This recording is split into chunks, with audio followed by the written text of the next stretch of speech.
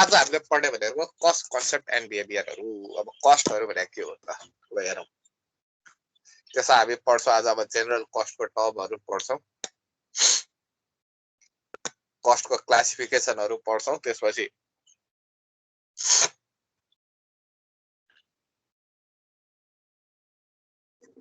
अब हामी decision मेकिङसँग relevant cost कन्सेप्टहरू अब हामी हेर्छौँ। अब लेट्स सी।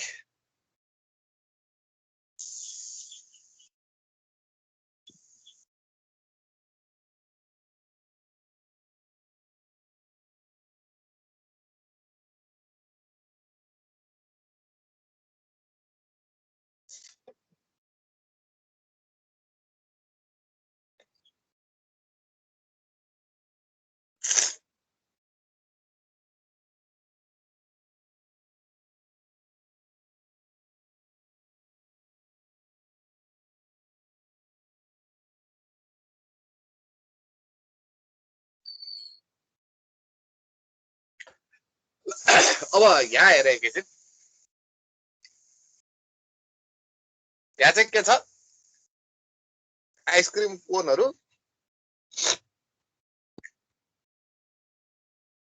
उत्पादन गर्ने एउटा कस्टको शेड्युल दिएको छ हामीलाई है। कति युनिट? 1,85,000 युनिट उत्पादन गर्ने चाहिँ के दिएको छ हामीलाई, शेड्युल दिएको छ। त्यसमा हेर आइसक्रिमको कस्ट कति आयो, कोनको कस्ट के छ, रेन्टहरू सबै दिएको छ है। प्रफिट पनि हालेछ र टोटल यति आछ हो। र त्यसपछि यो प्रफिट सुत्ता जोडेर हाम्रो लास्ट प्राइस दिएको छ। त्यसपछि अर्को के दिएको छ, युनिट प्राइस भनेर भनेको। अब यो त यो भनेको टोटल 1,85,000 युनिटको लागि हो। अब आएर यो युनिट प्राइस भनेको पर युनिटमा चाहिँ कति पर्यो त त्यो पनि दिएको छ। र त्यसपछि टोटल कस्टको कति पर्सेन्टेज अगाडि आछ त्यो हाम्रो कस्ट भन्ने पनि दिएको छ। यहीँनिर तिमीले देख्छौ कस्टको डिफरेन्ट प्रकारहरू हुँदो रहेछ है। जेनरल कस्ट टर्म्सहरू भनेर भनेको एउटा म्यानुफ्याक्चरिङ कस्ट। अब त्यसलाई क्लासिफाई गरौँ। म्यानुफ्याक्चरिङ कस्ट हुन्छ जसमा चाहिँ डाइरेक्ट मेटेरियल कस्ट है, डाइरेक्ट लेबर र म्यानुफ्याक्चरिङ ओभरहेड। र अर्को हुन्छ नन म्यानुफ्याक्चरिङ कस्टहरू।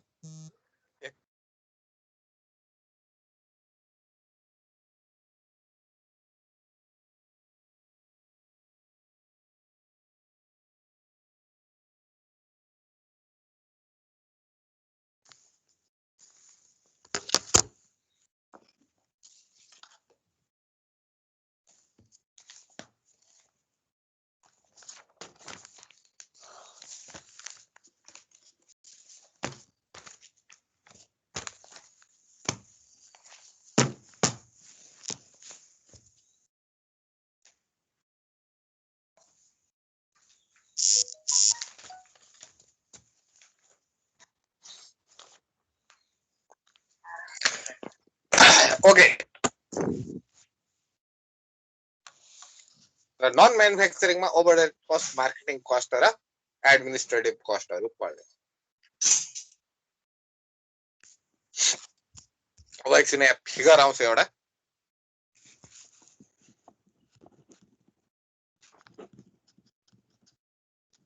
अब म्यानुफ्याक्चरिङ कस्टहरू भनेर भनेको कस्तो कस्ट भनेर भन्दाखेरि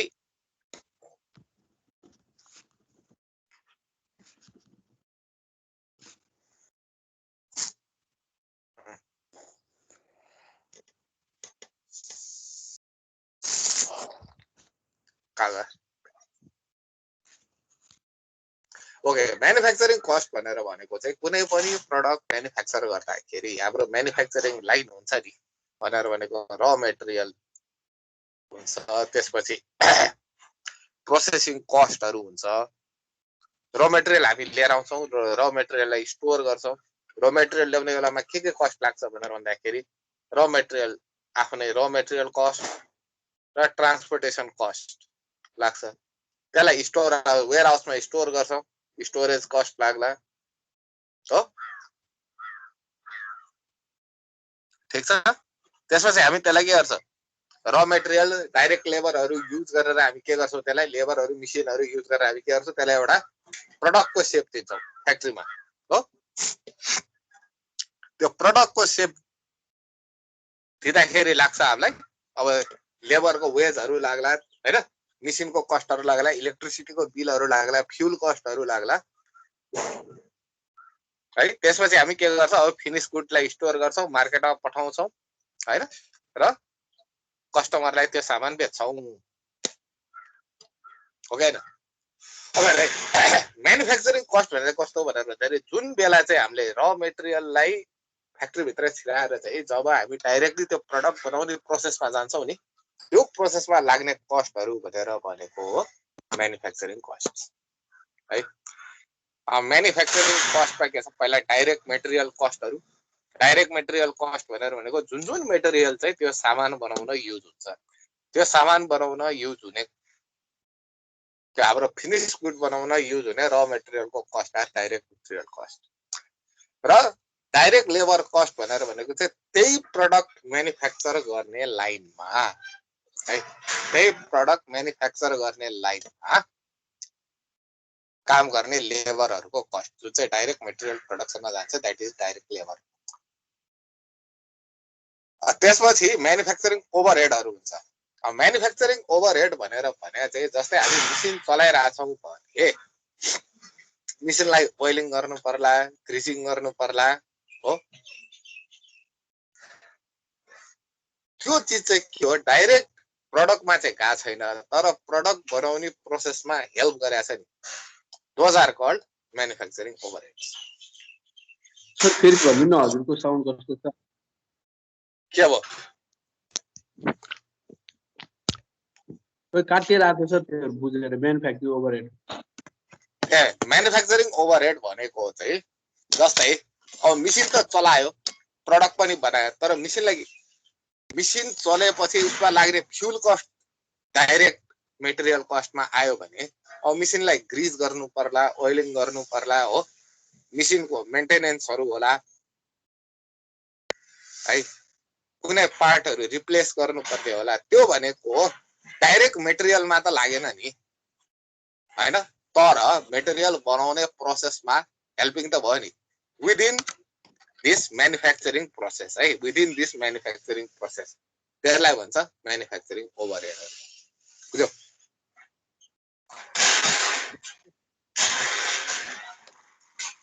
एकछिन है झ्यालै लाउँ ओके अब अर्को छ नन म्यानुफ्याक्चरिङ कस्ट अब सामान बनाएर मात्रै पुग्यो त पुगेन नि सामानलाई के गर्नु पर्यो मार्केटसम्म पनि लिएर जानु पर्यो हो अब मार्केटसँग लिएर जाने के गर्नु पर्यो मार्केटिङ चाहियो हैन मार्केटिङ स्टाफ पाल्नु पर्यो सेल्स गर्नु पर्यो त्यसपछि के छ सेल्स गरेर भयो त त्यसपछि एकाउन्टेन्ट चाहिएला सबै चाहिएला त्यसपछि त्यहाँ अफिस गर्ने मान्छे चाहिएला गार्डहरु चाहिएला those all goes into non manufacturing cost जसले चाहिँ हाम्रो म्यानुफ्याक्चरिङ एक्टिभिटीमा डाइरेक्ट चाहिँ इनपुट दिएको हुँदैन त्यस्तो कुराहरु जान्छ नन म्यानुफ्याक्चरिङ कस्टमा है this is the first classification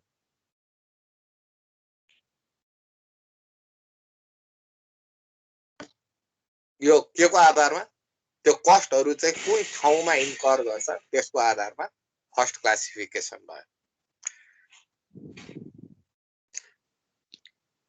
अब सेकेन्डमा छ फाइनान्शियल स्टेटमेन्टमा हुन्छ है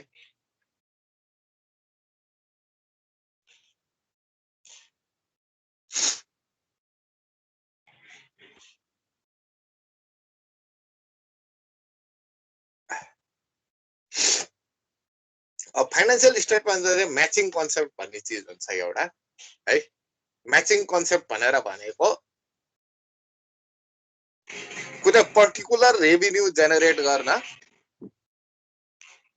लागेको एक्सपेन्सहरु है should be recognized at the same period that the revenue is recognized भन्छ भनेर भनेको यो आर्थिक वर्षमा जस्तै यो आर्थिक वर्षमा तिमीहरूले कुनै रेभिन्यू जेनेरेट गरेछ काम गरेर भने त्यसमा लागेको कस्टहरु पनि त्यही वर्षमा रेकग्नाइज हुनुपर्छ भनेर भन्छ फाइनान्शियल स्टेटमेन्टमा। त्यसको बेसिसमा चाहिँ दुई थरी कस्ट भन्छ फाइनान्शियल स्टेटमेन्ट र त्यो पिरियड कस्ट है र प्रोडक्ट कस्ट। काहीँ न काहीँ म्याच चाहिँ हुनु पर्यो भनेर भन्छ है। त्यसपछि अर्को किसिमको क्लासिफिकेसन ल त्यही आयो। अब हेर त्यसमा हुन्छ पिरियड कस्ट र प्रोडक्ट कस्ट। एक्जाम्पलबाट हेर जस्तै अहिलेको आइसक्रिम बनाउने केसमा पनि कोनहरु वेजहरु सप्लाई भनेको र मेटेरियलहरु र इलेक्ट्रिसिटीहरु केमा पर्यो प्रोडक्ट कस्टमा पर्यो जुन चाहिँ प्रोडक्ट बनेर बाहिर निस्किन्छ। त्यो बाहेक रेन्ट है पेरोल ट्याक्सेस भनेर भनेको स्यालेरीमा लाग्ने ट्याक्सहरु sales tax business tax debt service भनेर भनेको यसलाई चाहिँ के भन्छ इन्ट्रेस्ट भने पनि हुन्छ। इन्ट्रेस्ट र इन्स्योरेन्सहरु केमा गयो पिरियड कस्ट। कुन चाहिँ केमा म्याचिङ हुन्छ त प्रोडक्टमा म्याचिङ हुने कस्ट है प्रोडक्टसँग म्याच गरेर बुक गर्ने र पिरियड यदि पिरियडसँग म्याच हुन्छ भने पिरियडसँग बुक गरेर कस्ट गर्ने। जस्तै यहाँनिर हेर है जस्तै यहाँ वेजेस भनेर भनेको छ यहाँनिर यदि स्यालेरी भनेर भने भए कुन कस्ट हुन्थ्यो त्यो पिरियड कस्ट हुन्छ स्यालेरी भने पिरियड कस्ट। टाइम पिरियडको आधारमा खर्च भएको भने 2000 पिरियड कस्ट। यदि प्रोडक्टको आधारमा खर्च भएको छ भने 2000 प्रोडक्ट कस्ट है।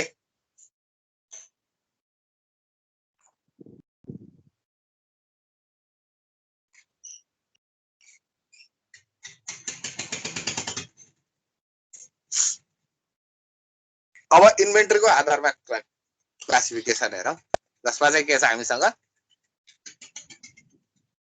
इन्भेन्टरीको आधार भनेको डाइरेक्ट मेटेरियल कस्ट कहाँनिर गयो र मेटेरियल इन्भेन्टरीमा जान्छ है। डाइरेक्ट लेबर र म्यानुफ्याक्चरिङ ओभरहेड कस्ट कहाँनिर जान्छ वर्क इन प्रोग्रेस इन्भेन्टरीमा जान्छ हो। त्यसपछि फिनिश गुड इन्भेन्टरीबाट जोडिसकेपछि केमा आउँछ कस्ट अफ रेभिन्यूमा आउँछ हामीलाई र plus selling plus administrative expenses गरेर चाहिँ के आउँछ यो कस्ट अफ रेभिन्यू भनेर भनेको हाम्रो के हो कस्ट अफ गुड्स सोल्ड। किनभने अगाडिपट्टि इन्कम स्टेटमेन्ट हामीले कस्ट अफ गुड्स सोल्ड भनेर भनेको हामीले जुन सामान बेच्न खोजिरहेछौँ त्यसको last value is cost of goods sold.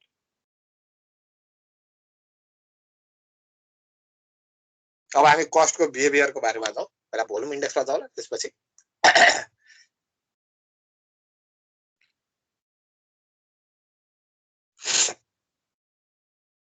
ल पर्दैन भोल्युम इन्डेक्स तिमीले बुझिहाल्छ। अब कस्टको बिहेभियरको आधारमा कस्टलाई तीन थरीमा विभाजन गरिन्छ। एउटा फिक्स्ड कस्ट है which remains constant over a relevant range। हामीले देखे जतिको रेन्ज सम्म चाहिँ के हुन्छ त्यो चेन्ज हुँदैन।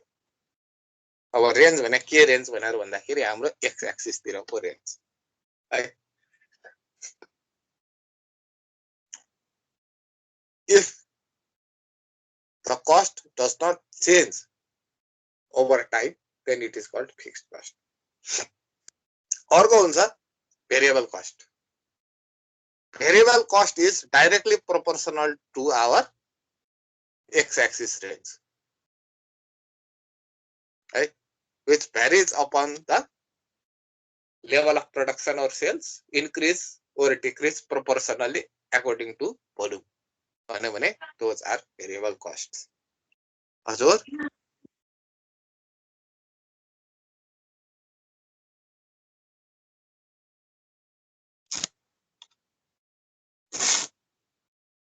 ओके। अब त्यसपछि अर्को कस्ट हुन्छ मिक्स्ड कस्ट। जस्तै फिक्स्ड कस्टको मलाई एक्जाम्पल देऊ त एउटा।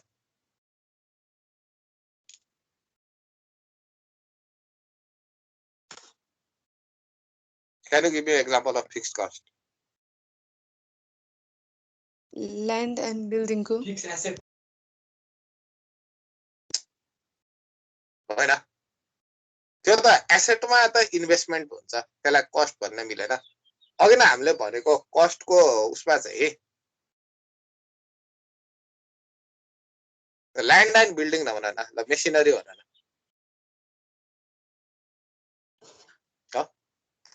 अघि न कस्टको concept of the land and building कहाँ आयो त आएर अर्को फिक्स कस्ट के हुन सक्छ इलेक्ट्रोनिक्स सर Salary. इलेक्ट्रोनिक Depreciationहरु हुन्छ. डेप्रिसिएसन फिक्स कस्ट भएर Interest हो गयो. इन्ट्रेस्ट हुन सक्छ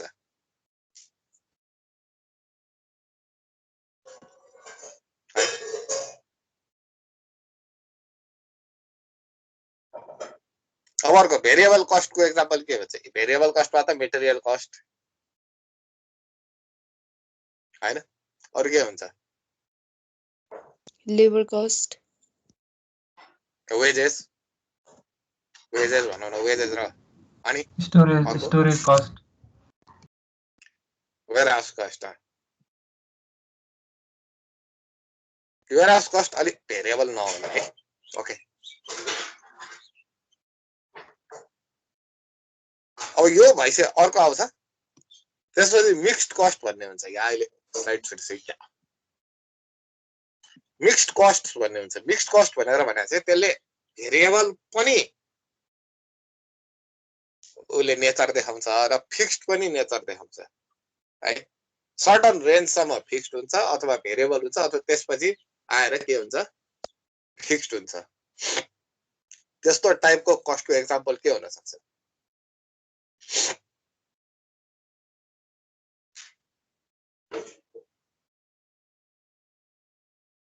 मिक्स्ड कस्टको एक्जाम्पल के हुन सक्छ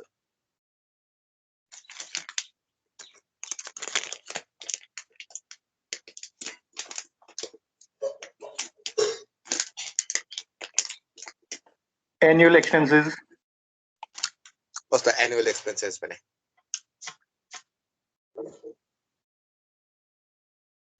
सर मेन्टेनेन्स कस्ट हुन्छ कि बरु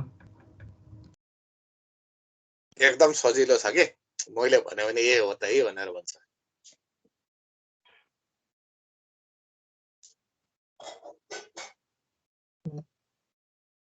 इन्स्योरेन्स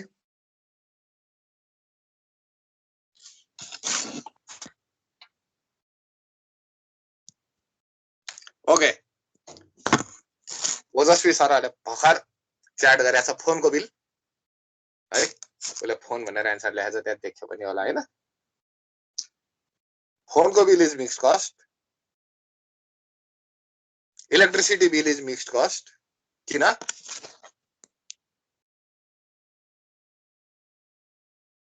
भन त how it is mixed cost certain युनिटसम्म फिक्स्ड हुने अनि त्यसपछि चाहिँ एक्स्ट्रा चार्ज लाग्ने भयो भने भेरिएबल हुने कि त्यही होइन त जस्तै सर्टन कति 20 युनिट मिनिमम 200 रुपैयाँ त हामीले फोनको तिर्छौं that is fixed cost use भए पनि नभए पनि हो त्यसपछि त्यो लिमिट भन्दा माथि गयो भने के हुन्छ डिफरेन्ट रेट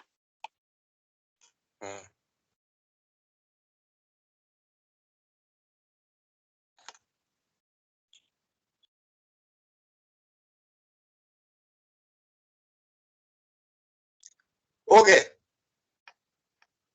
अब जाउँ एभरेज युनिट कस्टमा है एभरेज युनिट कस्ट भनेर भनेको पर युनिट बेसिसमा हामीले कस्ट निकाल्यो भने that is average unit cost जस्तै हामीले कुनै सामानलाई मेसिन लिएर आयौं ठीक छ अब हेर कुनै पनि प्रोडक्ट बनाइसकेपछि हाम्रो फिक्स्ड कस्ट होस् मिक्स्ड कस्ट होस् अथवा भेरिएबल कस्ट होस् नि हामीले केबाट उठाउने हो त्यो गएको कस्ट त हजुर होइन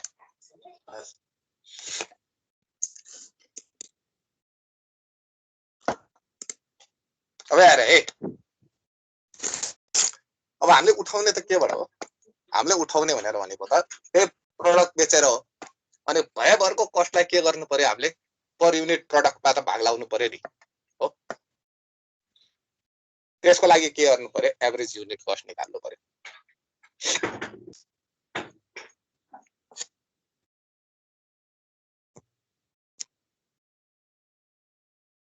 है अब फिक्स्ड कस्ट पर युनिट पनि निकाल्नु पर्यो भनेर भनेको जति पनि फिक्स्ड कस्ट छ त्यसलाई डिवाइडेड बाइ भोल्युम गर्नु पर्यो है total fixed cost divided by volume भनेर भनेको फिक्स्ड कस्ट पर युनिट भयो र भेरिएबल कस्ट पर युनिट भनेर total variable cost divided by volume भयो अब यहाँनिर एउटा रमाइलो कुरा चाहिँ के हुन्छ भनेर भन्दाखेरि फिक्स्ड कस्ट पर युनिट चाहिँ भेरिएबल हुन्छ भेरिएबल कस्ट पर युनिट चाहिँ जहिले पनि ठीक छ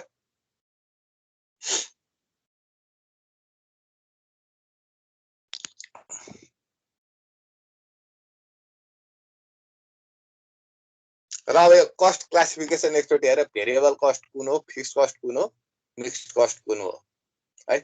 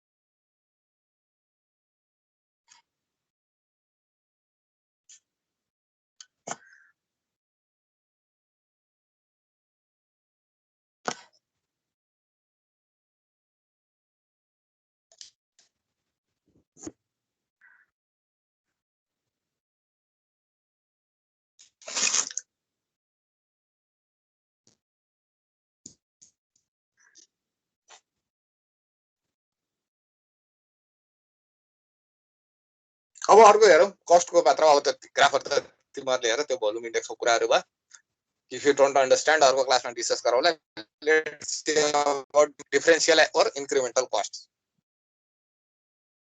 डिफरेन्शियल कस्ट भनेर भने चाहिँ टोटल दुईटा कुनै प्रोजेक्ट बीचको टोटल कस्टको डिफरेन्स है जसले चाहिँ के को लागि हेल्प गर्छ त्यो दुईटा प्रोजेक्ट मध्ये अल्टरनेटिभ छान्नलाई चाहिँ हेल्प गर्छ है जस्तै एक्जाम्पलमा हेर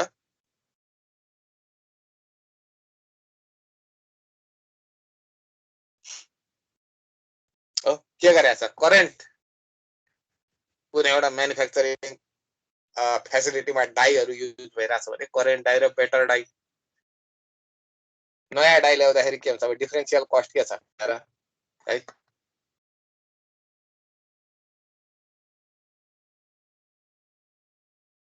अब त्यसपछि हामी आउँछौँ ब्रेक इभन भोल्युम एनालाइसिसमा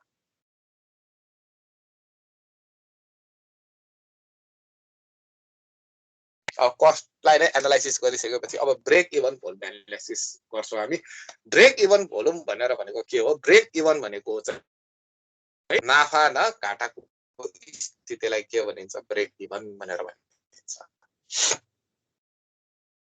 है अब दुई थरी हुन्छ ब्रेक इभन भोल्युम एनालाइसिस एउटा चाहिँ दुईटा प्रोजेक्ट मध्ये चुज गर्नलाई हुन्छ जुन अहिलेको एक्जाम्पलमा हुन्छ है र अर्को चाहिँ के हुन्छ त्यही प्रोजेक्टमै चाहिँ कति युनिट प्रोड्युस गर्दाखेरि हामी ब्रेक इभनमा आउँछौँ भनेर भन्ने हुन्छ अब यहाँ हेर एउटा कुनै कम्पनीलाई चाहिँ के दिएछ भनेर भन्दाखेरि दुईटा अप्सन प्रोडक्सन उसलाई बढाउनु पर्यो उसँग दुईटा अप्सन छ एउटा भनेर भनेको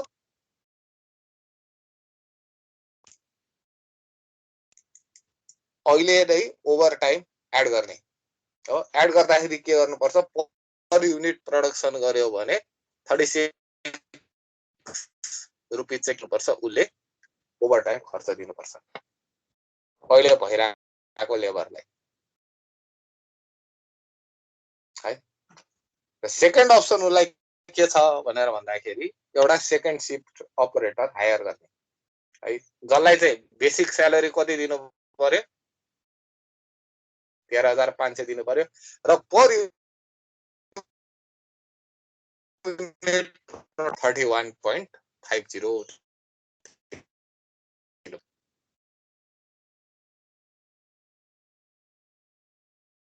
अब यो कस्ट है, तलको कस्ट कुन हो मिक्स्ड कस्ट है, जसमा चाहिँ के छ फिक्स्ड पोर्सन कति छ 13,500 र भेरिएबल पोर्सन कति छ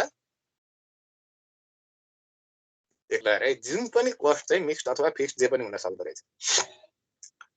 अब हामीलाई के पत्ता लगाउनु पर्यो भनेर भन्दाखेरि यो दुईटा अप्सन हामीले कुन चाहिँ सिलेक्ट गर्दाखेरि हामीलाई प्रफिटेबल हुन्छ भनेर। अब ब्रेक इभन भनेर भने के दुईटै अप्सनमा चाहिँ डिफरेन्स नहुने स्थिति के हो त भन्दाखेरि दुईटै कस्ट बराबर कहिले हुन्छ भनेर हामीले के गर्यो त्यसलाई इक्वेट गर्यो र इक्वेट गर्दा एन्सर कति आयो 3000 युनिट आयो र हामीले दुईटैको ग्राफ बनायो। एउटा के गर्यो 36 क्यू को ग्राफ बनायो जुन थियो हाम्रो अप्सन 1, अर्को के बनायो अप्सन 2 हो। अब यार 3000 भन्दा तल प्रोडक्सन गर्दाखेरि है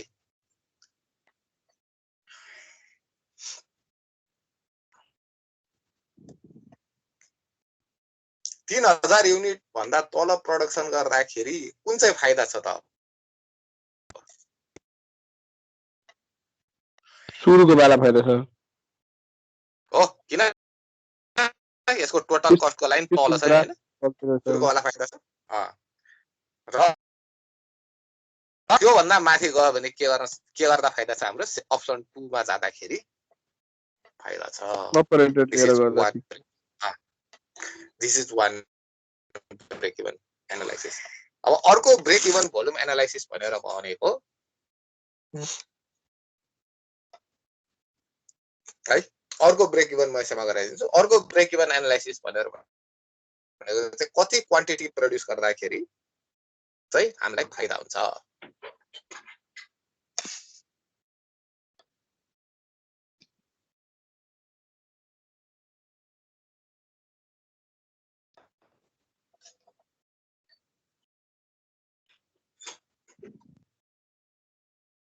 है प्रॉफिट भनेको के हो?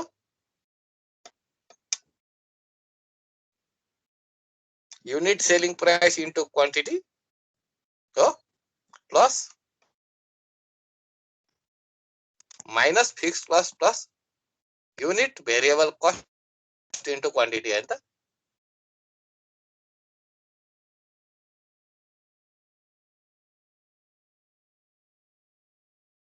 हो सर। अब ब्रेक इभन भनेको के हो? प्रॉफिट 0 हुन्छ। व्हेन प्रॉफिट इज 0 भनेको नाफा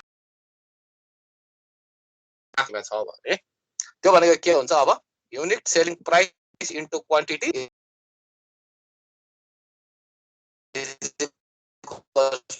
कस्ट इन्टु क्वान्टिटी हैन त। अब यो दुईटा सल्भ गरेर क्वान्टिटी भनेको कति आउँछ? Selling price minus unit variable cost हैन त। This is called the break even point. अब यसले चाहिँ के दिन्छ भने यो क्वान्टिटी यो क्यूएस भनेलाई यो क्वान्टिटीले के दिन्छ भन्दाखेरि यो भन्दा माथि प्रोड्युस गर्यो भने फाइदा हुन्छ, यो भन्दा माथि प्रोड्युस गरेन भने यो क्वान्टिटी भन्दा कम भयो भने घाटा हुन्छ। त्यही भएर यदि हामीले हेरी क्वान्टिटी प्रोडक्सन गर्नु छ भने त्यो भन्दा माथि गर्न पर्यो। अब अर्को भनेर भनेको अर्को कस्टको टाइप भनेर भनेको is opportunity cost. Opportunity cost भनेर भनेको चाहिँ तिमीसँग अल्टरनेटिभहरु छ है। अब अल्टरनेटिभ एउटा चुज गर्यो भने म्युचुअली एक्सक्लुजिभ अल्टरनेटिभहरु छ जसमा चाहिँ एउटा चुज गर्यो भने अर्को छोड्नु पर्ने छ ठीक छ अप्सन ए छ अप्सन बी छ म्युचुअली एक्सक्लुजिभ छ एउटा चुज गर्यो भने अर्को छोड्नु पर्छ अब अपर्चुनिटी कस्ट भनेको के हो भनेर भन्दाखेरि यदि तिमीले अप्सन ए छोडेर अप्सन बी चुज गर्यौ भने अप्सन ए बाट हुन सक्ने पोटेन्शियल बेनिफिटहरु चाहिँ के हो तिम्रो ठीक छ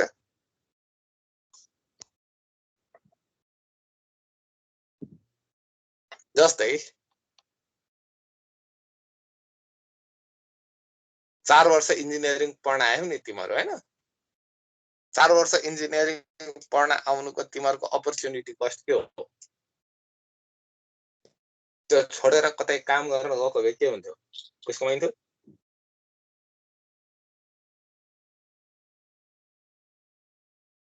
ह होला सर कमाएको पैसा चाहिँ के होला पैसा कमाइन्थ्यो होला नि त जस्तै मेरै सर्कलमा साथीहरु छ नि कोही के गरे प्लस 2 पछि पढ्न छोडेर कोही रेस्टुरेन्टतिर गरे कोही कतातिर गए गरे नि काम त पढ्न त छोड्दै कोही अस्ट्रेलिया गए कोही अस्ट्रेलिया गए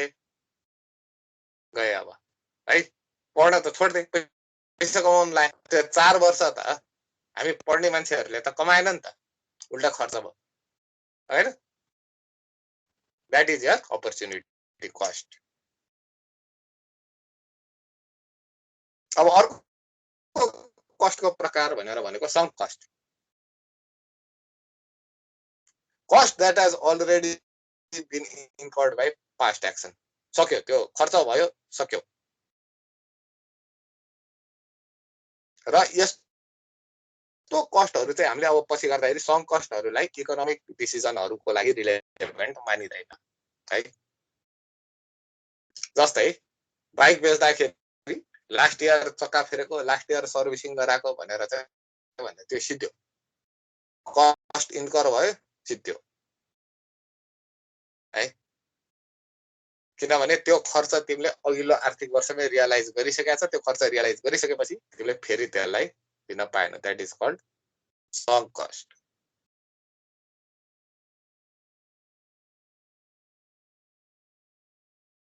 अब अर्को कस्ट भनेको मार्जिनल कस्ट भनेको चाहिँ सिंगल युनिट आउटपुट बढाउँदाखेरि मार्जिन है ठीक छ सिंगल युनिट एड गर्दाखेरि इन्क्रिज अथवा डिक्रिज हुने यदि यो केस चाहिँ भेरिएबल कस्टको केसमा हो भने मार्जिनल कस्ट इन्क्रिजिङ हुन्छ यदि फिक्स्ड कस्टको केसमा हो भने मार्जिनल कस्ट के हुन्छ जहिले पनि डिक्रिजिङ हुन्छ सिंगल युनिट एड गर्दाखेरि रिजल्ट हुने पर युनिट कस्ट के हुन्छ जस्तै तिमीले चाहिँ एउटा मेसिनको 100 के तिरेर ल्यायो रे मेसिन अब यसबाट 10 युनिट प्रोड्युस गर्यो भने यसको कस्ट कति हुने भयो पर युनिट कस्ट 10 के हुने भयो अब तिमीले 1 युनिट थप्दियौ यसमा हो 1 युनिट थपेपछि कति भयो त 11 युनिट हो पर युनिट कस्ट कति हुन्छ त्यसरी नै फिक्स्ड कस्टको केस हो भने घट्दै जान्छ यदि भेरिएबल कस्टको केस हो भने बढ्दै जान्छ मार्जिनल कस्ट भनेको चाहिँ पर युनिट थप्ने कस्ट हैन है यो कुरा चाहिँ क्लियर हुनु 1 युनिट थप्ने कस्ट हैन 1 युनिट थप्ने कस्ट भन्दा पनि 1 युनिट थप्दाखेरि रिजल्ट हुने cost is marginal cost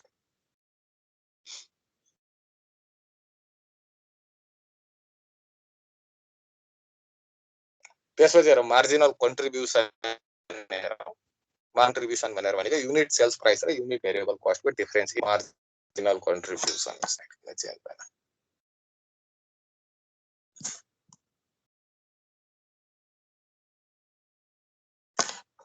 okay